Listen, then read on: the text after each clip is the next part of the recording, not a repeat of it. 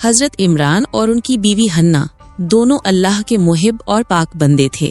ان کی زندگی صرف عبادت، ذکر اور تقوی میں گزرتی تھی۔ ان کا ایک ہی ارمان تھا کہ اللہ ان کو ایک ایسی نسل عطا کرے جو صرف اللہ کے گھر بیت المقدس کی خدمت میں لگ جائے۔ ایک دن حنا نے محسوس کیا کہ وہ ماں بننے والی ہیں۔ اس وقت ان کا دل ایمان اور جذبات سے بھر گیا، آنکھوں میں آنسو اور زبان پر دعا تھی۔ انہوں نے رب العالمین سے عرض کیا، میرے رب، جو کچھ میرے پیٹ میں ہے میں اسے صرف تیرے لیے وقف کرتی ہوں، تیرے گھر کی خدمت کے لیے۔ تو مجھ سے قبول کر لے، یقیناً تو ہی سننے والا، جاننے والا ہے۔ اللہ نے حنا کی دعا قبول فرما لی۔ جب بچی پیدا ہوئی اس کا نام انہوں نے مریم رکھا۔ لوگوں نے کہا، تم تو اللہ کے گھر کی خدمت کے لیے لڑکا چاہتی تھی مگر لڑکی پیدا ہوئی۔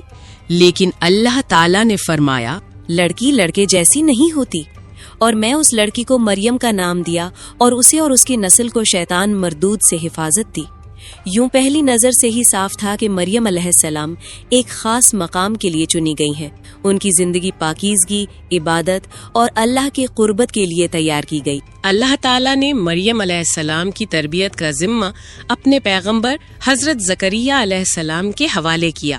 انہوں نے مریم کے لیے بیت المقدس میں ایک خاص حجرہ بنایا جہاں وہ صرف اللہ کی عبادت اور ذکر میں مصروف رہتی۔ اکثر حضرت زکریا علیہ السلام دیکھتے کہ مریم علیہ السلام کے حجرے میں کھانا موجود ہے۔ وہ حیرت سے پوچھتے، اے مریم، یہ کھانا تجھے کہاں سے آتا ہے؟ مریم علیہ السلام مسکرا کر جواب دیتی، یہ اللہ کی طرف سے ہے، یقیناً اللہ جسے چاہتا ہے بے حساب عطا کرتا ہے۔ یہ منظر زکریا علیہ السلام کے لیے اللہ کی قدرت کی نشانی تھا۔ اسی منظر کو دیکھ کر ان کے دل میں بھی اللہ سے ایک اولاد کی دعا ابھری۔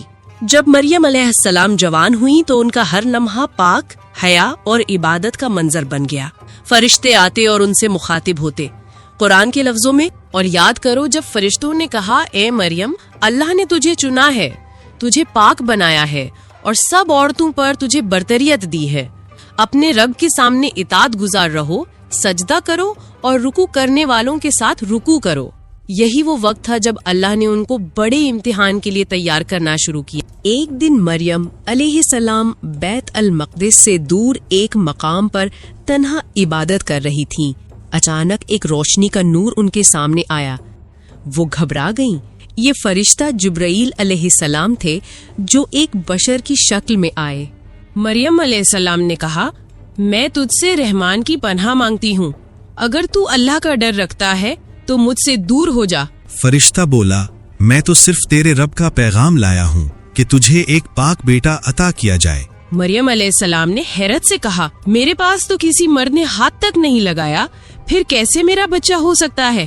جبریل علیہ السلام نے جواب دیا، یہ اللہ کا حکم ہے، اللہ جو چاہتا ہے کرتا ہے۔ جب وہ کسی چیز کا فیصلہ کرتا ہے تو بس کہتا ہے ہو جا، اور وہ ہو جاتی ہے۔ مریم علیہ السلام نے صبر اور توکل کے ساتھ اللہ کے فیصلے کو قبول کیا، لیکن ان کے لیے سب سے بڑا امتحان آگے تھا۔ جب لوگوں نے ان کی حمل کی خبر سنی تو الزام لگانے لگے۔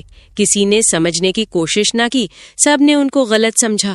مریم علیہ السلام غمگین اور تنہا ہو گئیں۔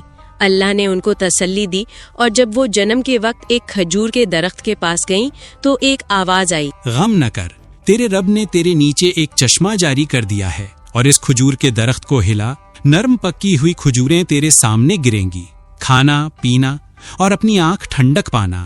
مریم علیہ السلام نے اپنے پاک بیٹا عیسیٰ ابن مریم علیہ السلام کو جنم دیا۔ جب وہ بچے کو لے کر اپنے قوم کے سامنے آئی، سب نے الزام لگایا، اے مریم، تو نے تو عجیب کام کر ڈالا، تیرا باپ بوڑھا آدمی صاف تھا اور تیری ماں بھی نیک تھی۔ مریم علیہ السلام نے کچھ جواب نہیں دیا، صرف بچے کی طرف اشارہ کیا۔ قومیں حیران ہو کر بولی، ہم کیسے اس گود کے بچے سے بات کریں؟ تب عیسیٰ علیہ السلام معجزاتی طور پر گود میں بول اٹھے، میں اللہ کا بندہ ہوں، اس نے مجھے کتاب دی ہے اور مجھے نبی بنایا ہے، مجھے جہاں بھی رہوں برکت والا بنایا ہے، اور اپنی ماں کے ساتھ نیک سلوک کرنے والا بنایا ہے، اور مجھے نہ ظالم بنایا ہے نہ بدنصیب۔ یہ اللہ کی طرف سے سب سے عظیم نشانیوں میں سے ایک تھی۔ مریم علیہ السلام کی زندگی صبر اور ایمان کا درس ہے۔ ان کی کہانی انسانیت کو یہ پیغام دیتی ہے، صبر اور توکل۔